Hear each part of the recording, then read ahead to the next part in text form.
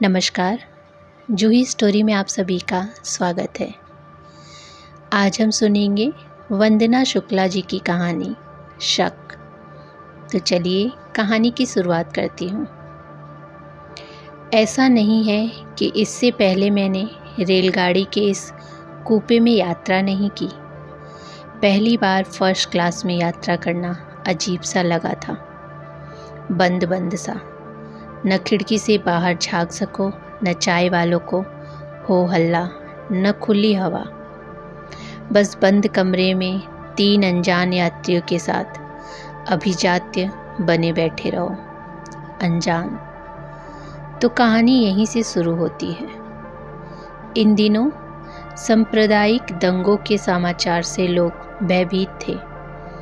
दोनों तरफ आग लगी हुई थी, दोनों तरफ लोग डरे हुए थे। नेताओं की बयानबाजी आग में घी का काम कर रही थी। अफवाहों का बाजार गर्म था। तनाव तो कुछ हिस्सों में था, लेकिन असर पूरे देश में था। यात्रा अर्जेंट थी, टालना मुमकिन नहीं था। चाहती तो तत्काल सुविधा का लाभ भी ले सकती थी, लेकिन सुरक्षा का सोचकर रेल के फर्स्ट क्लास की टिकट बुक करा ली। एक ही बर्थ खाली थी। मेरी रेल यात्रा का समय रात भर का था। मैं समय पर स्टेशन पहुंच गई। गाड़ी भी अपनी नियत समय पर आकर स्टेशन खड़ी हो गई। जब कूली मेरा सामान फर्स्ट क्लास के कूपे में मेरी बर्थ पर रख कर गया, तब मेरे अलावा उसमें कोई यात्री नहीं था। रात में कूपा अंदर से बंद करना अनिवार्य है, न करो तो अटेंडेंट आकर बंद करवा देता है। कारण होता है सिक्योरिटी। खैर, लोअर बर्थ के नीचे मैं अपना लगेज रखकर पैर ऊपर कर आराम से बैठ गई। पर्स से किताब निकालकर रखी ली और खिड़की का पर्दा थोड़ा सा सरकाकर कांच में से बाहर देखने लगी। अभी कुछ ही मिनट बीते थे कि एक बुर्के वाली औरत और उसके साथ 2 पठानी सूट पहने लंब तड़ंग मर्द कूपे में आए और टिकट से अपनी बर्थ नंबर का मिलान करने लगे। निश्चित होने पर उन्होंने अपना लगेज दूसरी लोअर बर्थ के नीचे रखा और एक मर्द ने लड़की से कहा, साजिया, तुम ऊपर की बर्थ पर चले जाना। इस अपर बर्थ पर नजीब आ जाएगा और मैं यहीं नीचे की बर्थ पर लेट जाऊंगा। जी, लड़की ने शायस्त्रंगी से जवाब दिया। अब लड़की ने अपना बुर्का उतार दिया था, सिर्फ दुपट्टा सर पे लपेट रखा था। वे तीनों मेरे सामने वाली लोअर बर्थ पर बैठ गए। गाड़ी चलने पर उन्होंने खाना निकाला और खाते हुए धीरे धीरे बातें करने लगे। बीच बीच में वह लड़की मेरी ओर देखती। मुझे लगा कि बातें करते समय मर्दों ने भी मुझे कनखियों से देखा था। मैंने दरवाजे की ओर देखा। चटकनी भीतर से बंद कर दी गई थी और कांच के दरवाजे के पीछे का पर्दा भी बंद कर दिया गया था। यानी चिल्लाओ तो भी कोई सुनने वाला नहीं। सोचकर मेरी सांस गले को आ गई। एक सिरहन सी दौड़ गई। मुझे कुछ ख्याल आया और मैंने अपने माथे पर लगी बिंदी को धीरे से निकाल लिया।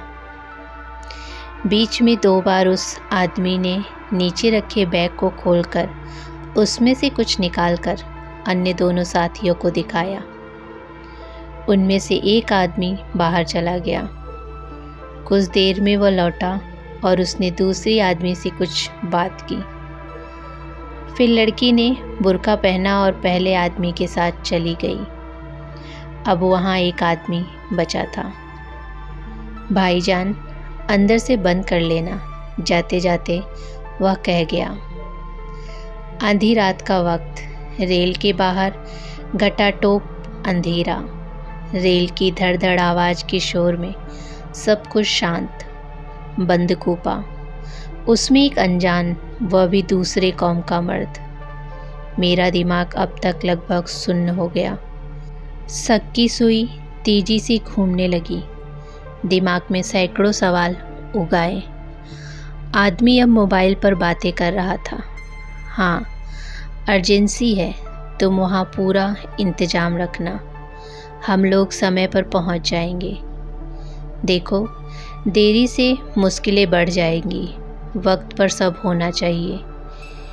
क्योंकि ये टुकड़े मेरे कानों तक आ रहे थे, जिन्हें मैं जोड़कर पूरा करने और समझने की कोशिश कर रही थी। किस इंतज़ाम की बात कर रहा था यह आदमी? कहीं कोई वारदात तो नहीं करने जा रहे हैं ये लोग? पहले तो नक्सलवादियों के कुछ खास इलाके थे, लेकिन अब तो पूरे देश में ही किसके मन में क्या है, कौन कब क्या कर दे, कोई भरोसा नहीं। क्या ज़रूरत थी नागरिकता कानून का शगुफा छोड़ने की? देश में वैसे ही कम जनसंख्या और गरीबी है क्या कि दूसरे देश से नागरिकों को न्योता रहे हैं? हर नई सरकार कोई न कोई खुरापाती कदम ज़रूर उठाती है। भुगतने तो आम जनता को ही पड़ते हैं ना। दिमाग में सैकड़ों आशंकाएं सर उठाने लगी थी। अब तक वह लड़की और मर्द आए क्यों नहीं? कहीं उतर तो नहीं गए? किसी घटना को अंजाम देने तो नहीं गए? या इस कूपे में बैठे मर्द की कोई खतरनाक योजना तो नहीं? एसी कैबिन के बावजूद मैं पसीने से लथपथ थी। मैंने सर तक ओढ़े हुए चादर में से थोड़ा झांककर सामने बर्थ पर बैठे उस आदमी को देखा। मैंने देखा वह आदमी अब भी मोबाइल पर बात कर रहा था। उसकी आवाज़ भारी और डरावनी सी थी। अचानक मैं उठी। मैंने चप्पल पहनी और दरवाज़ा खोलकर बाहर आ गई। रात के वक्त फर्स्ट क्लास की बोगी डरावनी सी लगती है।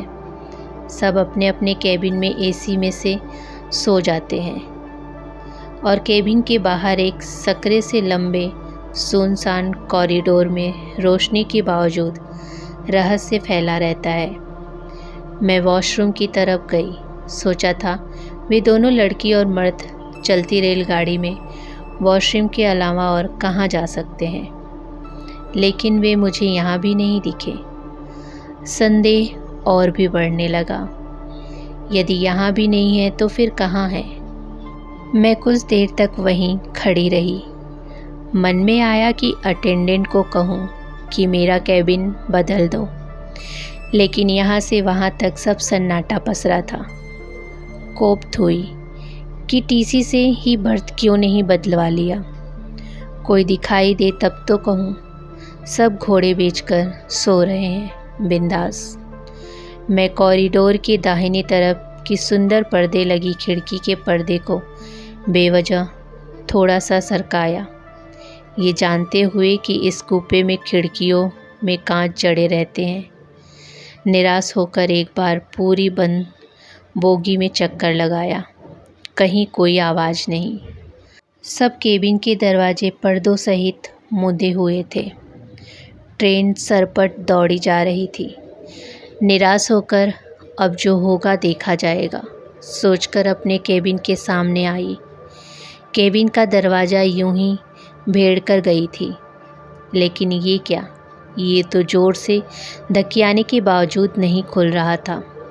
मैंने ज़ोर ज़ोर से दरवाज़ा खटखटाना शुरू कर दिया। मैं घबरा गई।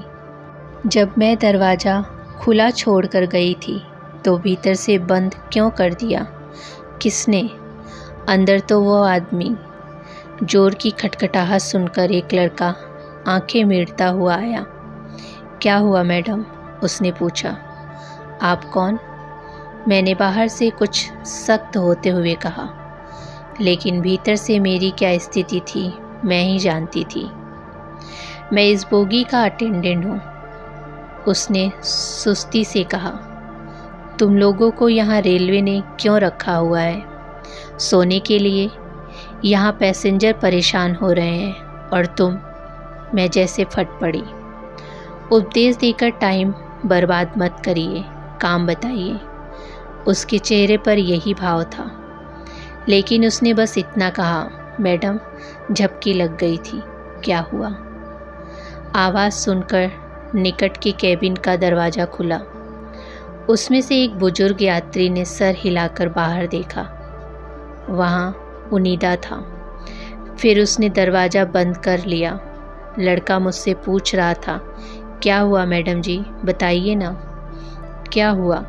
दरवाज़ा यूं ही भेड़ कर गई थी और अब ये खुल नहीं रहा, और ट्रेन की आवाज़ इतनी ज़ोर की है कि अंदर भी सुनाई नहीं दे रहा शायद। मैं रुआसी होकर कहा, हाँ मैडम, अंदर लोग सो रहे होंगे ना, कांच में से आवाज़ नहीं जाती भीतर, उसने कहा। तब तक मेरे कैबिन का दरवाज़ा भी खुला और वही लंबा चौड़ा आदमी सामने खड़ा था। उसे देखकर एक बार फिर मैं डर गई।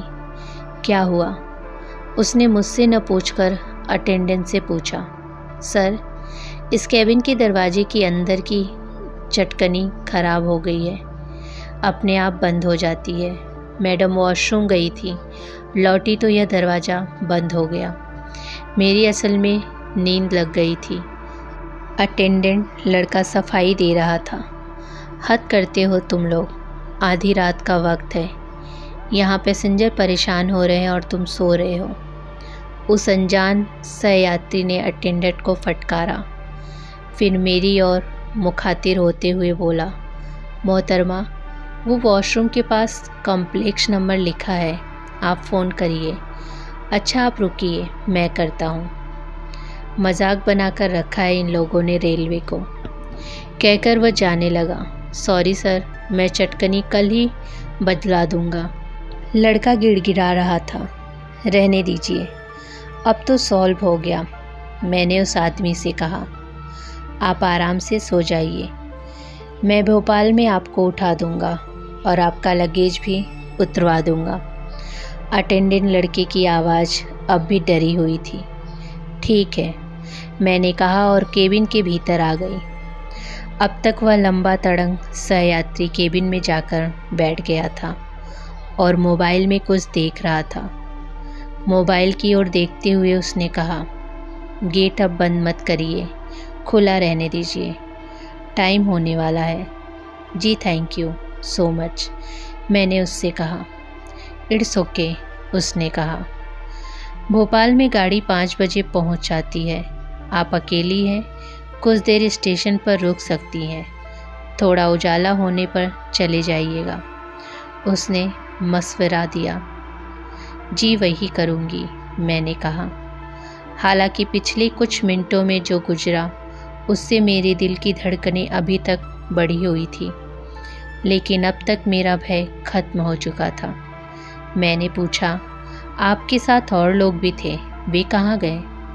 वे मेरी बीवी है, उसे ब्रेस्ट कैंसर है, साथ में मेरा छोटा भाई था।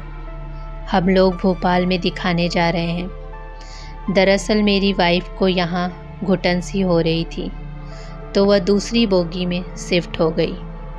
वह खाली थी, वहाँ खिड़की खोल सकते हैं, इसलिए उसे वहाँ भेज दिया। वैसे भी उसे एसी बर्दाश्त नहीं होता। ओह वेरी सैड, मेरे मुंह से निकला। अब वो खामोशी से बैठा हुआ सोच रहा था। स्टेशन पर उतरने के बाद मैंने उससे कहा, आपकी वाइफ के लिए ईश्वर से प्रे करूँगी, आपका शुक्रिया। उसने फीकी मुस्कुराहट के साथ मुझे देखा, जैसे पूछ रहा हो, शुक्रिया तो आप दे चुकी थी, अब किस बात का? मैं मुस्कुरा दी। खुदा का शुक्रिया, शुक्र है कि रात भर की इस यात्रा में उसने तमाम शक सुबहों पर गिरह लगा दी थी, वरना। तो दोस्तों, ये थी छोटी सी कहानी शक, जिसे वंदना शुक्ला जी ने लिखा हुआ है। उम्मीद करती हूँ कि मेरे द्वारा बोली हुई कहानी आप सभी को पसंद आई हो। कहानी पसंद आई हो तो वीडियो को लाइक, शेयर, चैनल को सब्सक्राइब जरूर कीजिएगा। धन्यवाद।